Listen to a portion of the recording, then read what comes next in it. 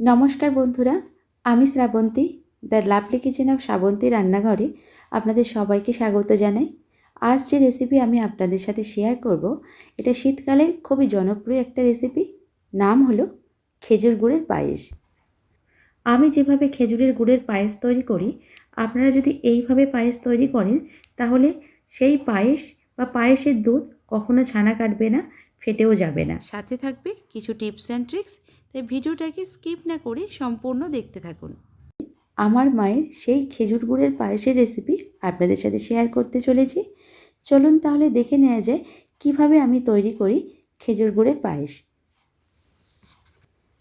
খেজুর গুড়ের পায়েস বানানোর জন্য এখানে আমি 100 গ্রাম গোবিন্দভোগ চাল নিয়েছি।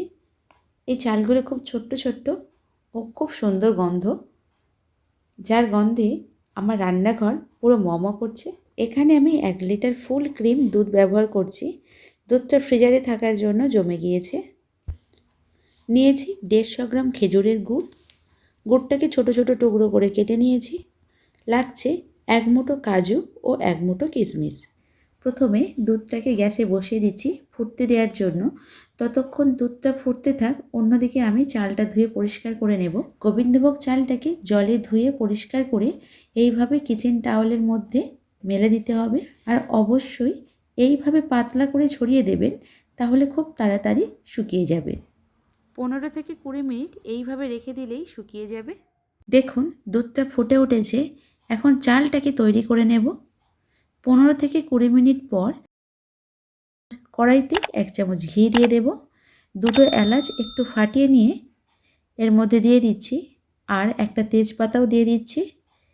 এখন চালটাকে এর মধ্যে দিয়ে একটু ভালো করে ভেজে নেব। 2 মিনিট এইভাবে চালটাকে ভেজে নেব। নিয়ে চালটাকে আমি ঠান্ডা করতে দেব। অন্যদিকে আমি গুড়টা তৈরি করে নেব। কড়াইতে খেজুরের গুড়টাকে দিয়ে এই বাটির হাফ বাটি জল দিয়ে দিলাম। এখন গুড়টাকে খুব ভালো করে গলিয়ে নেব। আর গুড় যখন গলে যাবে তখন 2 চামচ দুধ গুড়ের মধ্যে দিয়ে দিলাম।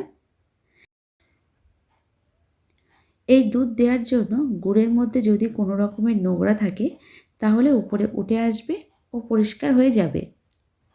দেখুন গুড়ের মধ্যে দুধটা দেওয়ার জন্য গুড়ের মধ্যে থেকে কতটা পরিমাণে নোংরা উপরে উঠে এসেছে।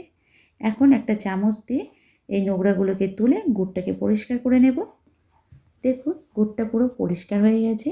এখন আরও 2 মিনিট ফুটিয়ে নিয়ে গুড়টাকে ঠান্ডা করে নেব। দুধ ফুটে বেশ অনেকটাই ঘন হয়ে গিয়েছে। 1 লিটার দুধকে ঘন করে প্রায় 600 ml মতো করে নিয়েছি। এখন এই দুধের মধ্যে দিয়ে দেব ভেজে রাখা গোবিন্দভোগ চালটাকে। মিডিয়াম ফ্লেমে দুধের সাথে চালটাকে সেদ্ধ হতে দেব।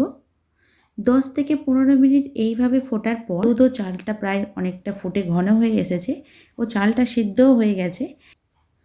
এখন গ্যাসটাকে বন্ধ করে দিয়ে এটাকে 10 মিনিট ঠান্ডা হতে দেব। 10 মিনিট পর ফুটিয়ে রাখা ও ঠান্ডা করে রাখা খেজুরের গুড়টাকে এর মধ্যে দিয়ে দিলাম। নতুন বন্ধু হলে লাইক, কমেন্ট, সাবস্ক্রাইব করে আমাকে আনন্দিত ও উৎসাহিত করবেন। আমি এই রকম আরও সুন্দর সুন্দর ভিডিও আপনাদের সামনে উপস্থাপন করতে পারি। এখন এই গুড়ের পায়েসের মধ্যে এই চামচের 2 চামচ কনডেন্স মিল্ক দিয়ে দিলাম। কনডেন্স মিল্ক দেওয়ার জন্য পায়েসটা খেতে আরও বেশি সুস্বাদু লাগবে। এখন পায়েসের মধ্যে কাজু ও কিশমিশ দিয়ে দিলাম। এইভাবে গ্যাস বন্ধ করে পায়েসটাকে একটু ঠান্ডা করে নিয়ে গুড় ও কিশমিশ দিলে পায়েস বা পায়েসের দুধ কখনো ছানা কেটে যাবে না। রেসিপিটা কেমন লাগলো অবশ্যই কমেন্টে লিখে জানাবেন।